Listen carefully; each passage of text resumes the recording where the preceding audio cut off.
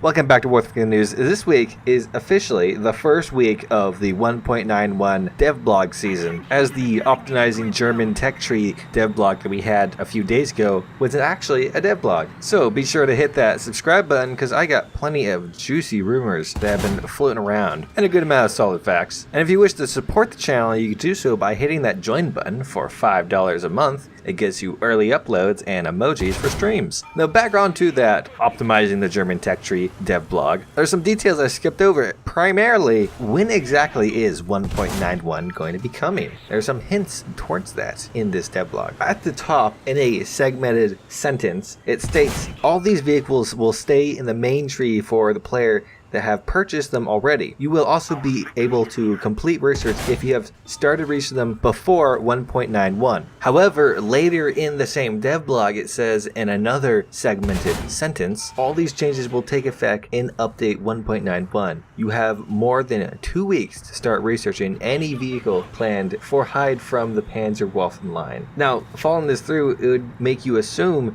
that in 2 weeks is when patch 1.91 would come, but that's not a lot of time for devblogs unless it's another small patch, which we've had small patches around this time of year before. I believe it was called Road to Victory or something. I forgot what number it was, but it was a very small patch. However, I don't think it's going to be 2 weeks. I think it's going to be a bit longer because it does say more than 2 weeks, which is an undisclosed period of time, more than 2 weeks. I think that's just put there to give people an idea on what the time limit is going to be for grinding out these vehicles. The other devblog that came out for this patch so far was for British helicopters, primarily the Lynx line. Well, the Lynx AH1 and the G-Lynx will probably be higher in the helicopter line as they are armed with tow missiles but also Hellfires, and are also quite fast helicopters. The G-Lynx is supposed to hold the world record as the fastest helicopter. However, the one that we're getting isn't quite that fast. In fact, it's only a little bit faster than the regular Lynx version. Gaijin's excuse is that it's going to have a bunch of weapons attached to it and ammunition for those weapons, and they didn't model the methanol injection or those tail thingies. I can indeed find images of helicopters claimed to be a G-Lynx without the tail thingies, and I assume not the methanol injection. So it's a little disappointing that Gaijin's gonna take the extra step to make the premium helicopter actually unique in its own ways. Right now, it's really just a skin that goes a little bit faster. But also, while we're talking about these helicopters, on the German version of the devblog, there was some questions asked. These are Google translated, so excuse the bad grammar. One person asked, a premium then 6 rank. It turns out that we will have 7 rank for helicopters in this port, and an administrator replied with, not mistaken. Another person asked the question, your case is not a typo supposedly prim, 6th rank helicopter or 7th rank helicopter expected? An administrator replied with, not a typo, follow the news. This makes me ponder what exactly would a rank 7 helicopter look like. The current top tier rank 6 ones are already extremely destructive with a high amount of ATGMs. I think 16? The US one has 16 Hellfires. They're early Hellfires, yes, but they're still Hellfires. You'd have to think something so much more destructive than that is in a higher rank altogether. And then I think back upon when I was first talking about British helicopters. Some of the suggestions, one of them was an Apache armed with brimstone missiles, which are fire and forget air-to-surface missiles. I'm wondering, maybe we're gonna get anti-tank self-guiding ordnance. What else would it be that makes something rank 7 opposed to being just rank 6, really high battle rating? But I don't know, I might just be hyping myself out. Perhaps they just want to make the helicopter tech tree a bit more attractive to the eye by selecting things into ranks. But if we're getting rank 7 helicopters, what about rank 7 jets? Are they really considering those already? I guess that is the next frontier since we're already running out of more modern tanks to add to the game. And while we're talking about aircraft, there was a bit of a hint towards some new ones. On a forum thread discussing on how to fix the game, the community manager Snim1080p found himself replying to somebody, and the original reply doesn't matter because he ended up hinting towards some things that could oppose the T2. Give this a listen. 11.0 would indeed have an impact on the queue times. 10.0 is the maximum at the moment because overall, statistically speaking, even something like the T2K, as powerful as it is, can and is countered very effectively to the point where it's simply not the mythical, unkillable beast dominating the game to an unsustainable level as people like to make it out to be. That's not to say we don't have plans to address the concerns raised about it, because we very much do as counters are in development. Stay tuned to the news, but simply that statistic often don't align with some of what's said. And then he goes to waffle on about something else I don't care about. Now, your personal feelings on his take on the T2 are irrelevant to this. What matters is that there are counters to it currently in development, and we should stay tuned to the news, which typically means that a devblog is coming. For a while now, I've been trying to think of counters for the T2 for all the nations. I haven't figured out for all of them, especially the Russians. But a good one for the British would be the Jaguar, as that's what the T2 was based off of. But perhaps maybe the Supermarine Swift could oppose it. Now that's not all the hints that I've been collecting from various War Thunder staff. On the official War Thunder VK blog, a person was hoping for Night Vision in the comments of one of their posts. The War Thunder account responded saying, "Alexander, we're about to introduce something. Wow, everyone will be excited, I promise. But it's only a secret to you till night, when nobody sees. Shh. Follow our news with the tag DevBlog."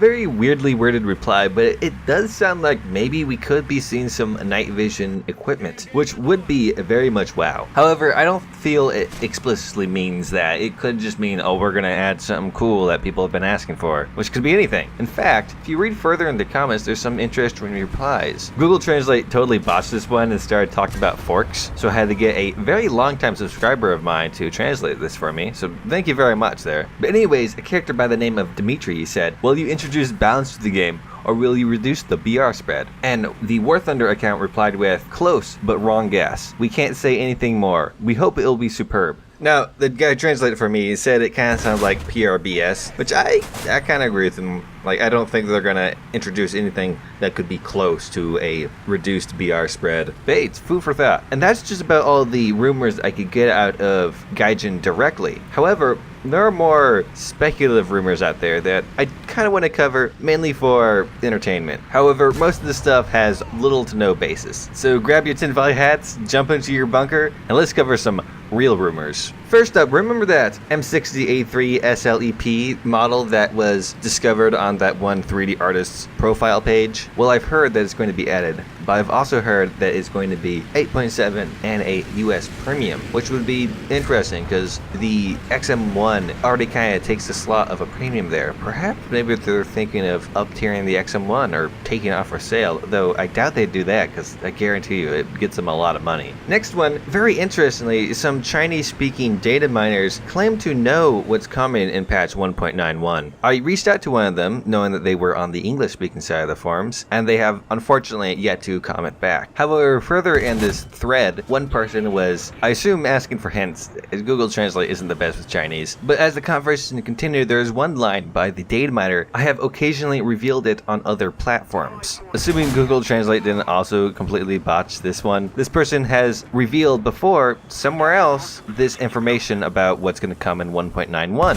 However, when looking over this person's social media, I couldn't find anything that would seem to correlate with this, except for one thing. A little bit ago, there was a little scare because some people had put the Supermarine Swift and Electric Lightning into their game files, and some people had thought this was real. It was fake. However, this person had found actual files referring to was apparently a Swift pylon. I had my Discord mod CT Center look it up to see if it was still there, and it indeed was. It's a texture. However, this rabbit hole goes a little bit deeper, as 5 months ago, and I think I've already reported on this, Sim1080p posted on Twitter some pics of a trip he went to a museum for research for War Thunder. One of the pictures that he took was of the Supermarine Swift. So I feel it's actually quite likely that we're going to get this aircraft. These next few rumors are my favorite because they come from some dude who heard it from some other dude who apparently knew some things. But apparently something big will happen that will change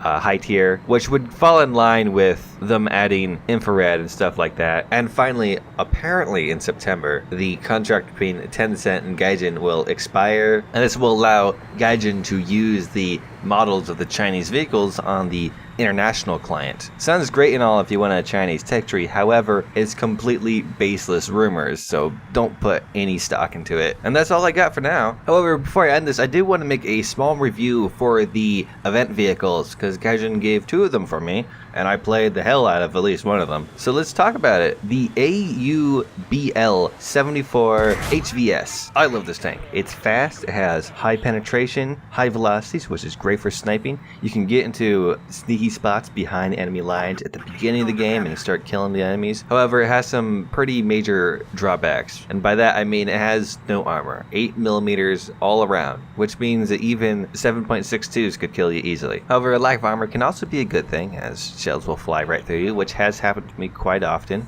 But this is too much no armor, to the point where machine guns can kill you. So expect to die as soon as you're seen, because while some people don't realize, most people know they can just spray you down. I think if I were to sum up the tank, it would be that it's like a mini Centauro, because it's the same batteries as Centauro, has similar speeds, and is used in a similar way. I think it should also be lowered to 7.7. It will retain its 8.0 battle rating, because a good amount of skilled players will keep it there, because it's a good tank. However, when you bring it up to many other tanks that are 8.0, its stats don't stack up. For example, the Object 906 has more armor, has a APCBC shell with a similar amount of penetration, but lower velocity, and a 4.3 reload so long as you have ammunition in the autoloader. Oh, and high penetrating heat FS, higher than that of the APFSDS on the AUBL. Object 906 also has a pretty good, decent speed. I think the AUBL is faster, however,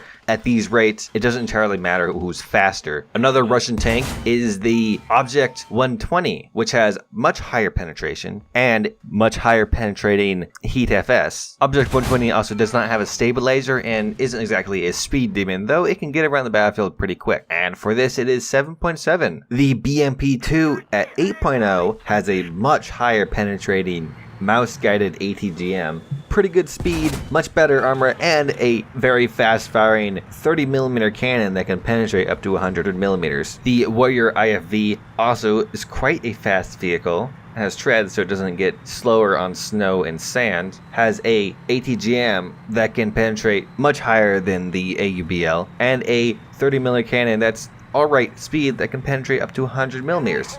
Also, the Warrior has better armor. And finally, the Centauro, which is also 8.0, but has a higher penetrating gun with a slightly longer reload, better armor, same speeds though. However, once again, I do think it's going to do perfectly fine at 8.0. And when this thing is finally released to the public, for those who don't have it or don't care to be part of the mobs, take a spag out and just mow them down. As for the P-59A, I haven't actually taken out that much, as the few times I have, it kind of just plays like a regular airplane. Sure, it's a jet at 5.3 across the board, arcade, sim, and RB, but it doesn't do anything different. It has average speeds, it has an average climb rate.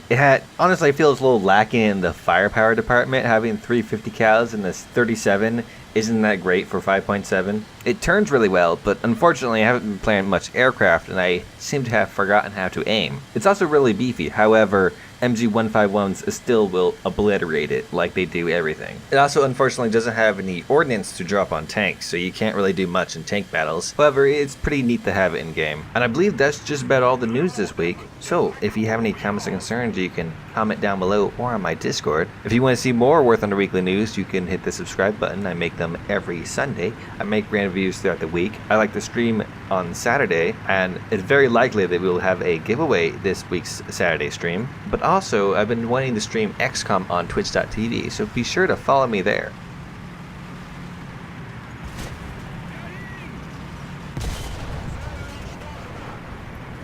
As bonus news, on a post about the Wasp helicopter being added to the game in 1.91, somebody asked whatever happened to that sound patch that was supposed to happen in 1.89, and War Thunder replied saying that it didn't work, but they're still going to try to get it in the game.